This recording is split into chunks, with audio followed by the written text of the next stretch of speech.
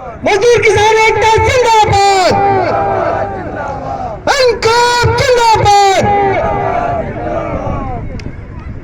मैं मजदूर एकता कमेटी से जब से किसानों का आंदोलन चल रहा है तब से हम लोग किसानों के समर्थन में हैं और मजदूर एकता कमेटी की तरफ से एक बयान निकाला गया, महाराष्ट्र में बांटा गया, जिसमें बहुत सारे रेलवे के ट्रेड यूनियन, गार्ड्स काउंसिल, जो रेलवे के गार्ड काउंसिल थे, उन सब ने उस पर साइन किए और ऐसे 25 संगठनों ने उस बयान पे साइन किए और उसको पूरे बॉम्बे में बांटा गया समर्थन के लिए।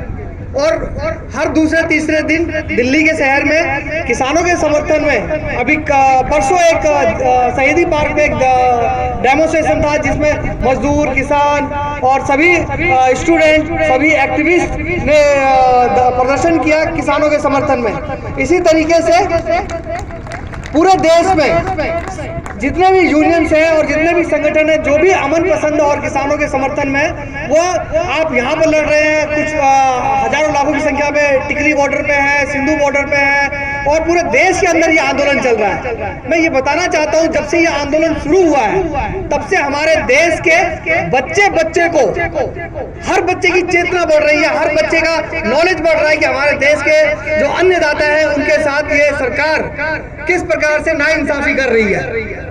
और जो ये कानून लेके आई है, ये तीनों काले कानून जो लेके आई है, ये सीधा सीधा हमारे देश के बड़े पूंजीपति टाटा, बिरला, अंबानी, अदानी, ये उनके प्रॉफिट बनाने के लिए और उनको मुनाफा बनाने के लिए कानून लेके आई है।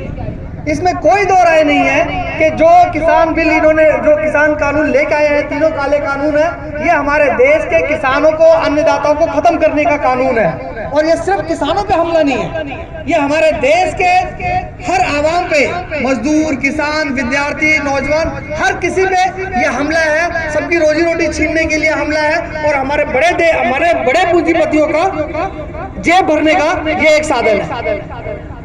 मतलब मेरा विचार यह है कि हमारे देश के अंदर किसान कोई मांग नहीं कर रहे कि कानून पास करो या इस कानून को लेके आओ, पर सरकार जोर जबरदस्ती से इस किसान के पीछे पड़ी हुई है, कि इस कानून के पीछे पड़ी हुई है। कह रहे कि किसानों को मतलब समझ में नहीं आ रहा है, या किसानों को मतलब ये कानून लागू करने के लिए, और स्पेशली इस कानून को लागू करने के लिए इन्होंने स्पेशल सेशन चलाया। सिर्फ 2 कानून पास किया इन्होंने, एक लेबर कोड बिल पास किया और एक किसानों का कानून पास किया। और अब ये बात चल रही है कि जो शीतकालीन सत्र है सरकार उसको नहीं चलाएगी, ताकि मतलब उस पर बहस ना हो। जो विपक्ष है वो भी बहस करने की मांग कर रहा है, मजदूर किसान इसके खिलाफ खड़े हैं, तो वो संसद में इस बिल को किसी भी कीमत पे पास करने की पीछे पड़ी हुई है।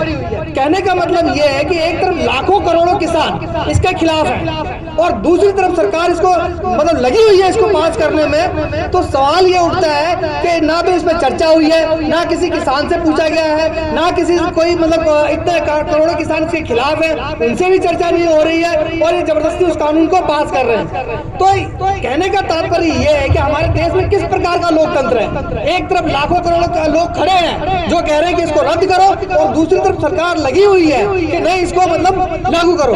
तो सरकार अपने जो अड़ियल रवैये पे खड़ी है, तो क्यों ऐसे खड़ी है, ये हमें सोचना पड़ता है। ये हमें सोचना पड़ेगा, इस देश के हर बच्चे को, किसान को, मजदूर को और सभी को सोचना पड़ेगा कि इसके पीछे क्यों हमारे देश के जो बड़े जो नेता हैं, जो भाजपा जो पार्टी है, क्यों लगी हुई है।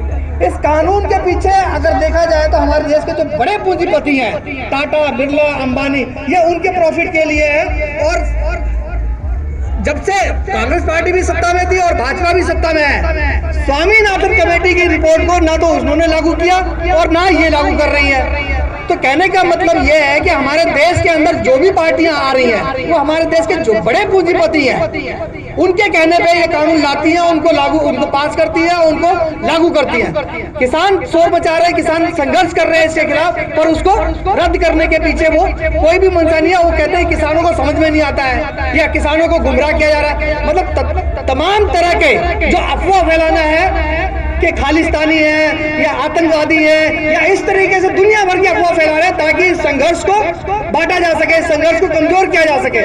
पर हमारे देश के जो किसान हैं वो डटे हुए हैं। ये सारी अफवाहें आई और गई। एक चीज और याद दिलाना चाहता हूं मैं, जब भगत सिंह लड़ रहे थे लोगों के लिए, उस वक्त भी यही बात की जाती थी कि ये आतंकवादी हैं। तो जो भी संघर्ष कर रहे हैं उनको ये इसी तरीके से डाइवर्ट करने की कोशिश करते हैं, इसी तरीके से इनको मतलब गुमराह करने की कोशिश करते हैं। इसका मतलब है कि जो हमारी मांगे हम कभी भी नहीं मानने वाले, हमारी मांगे हैं हम उसको मनवा के ही हटेंगे और इसके चाहे सरकार कुछ भी करे। 1857 का जो गदर हुआ था उसके अंदर ये नारा था कि हम है इसके मालिक और हिंदुस्तान हमारा। ये जब गदर हुआ तो उसमें ये नारा था और इसमें तमाम तरह के लोग, मजदूर, किसान, काश्तकार, फौजी, सब लोग उसमें शामिल हुए थे और सब लोगों ने अंग्रेजों को भगाने के लिए संघर्ष किया था और अंग्रेजों को भगाया।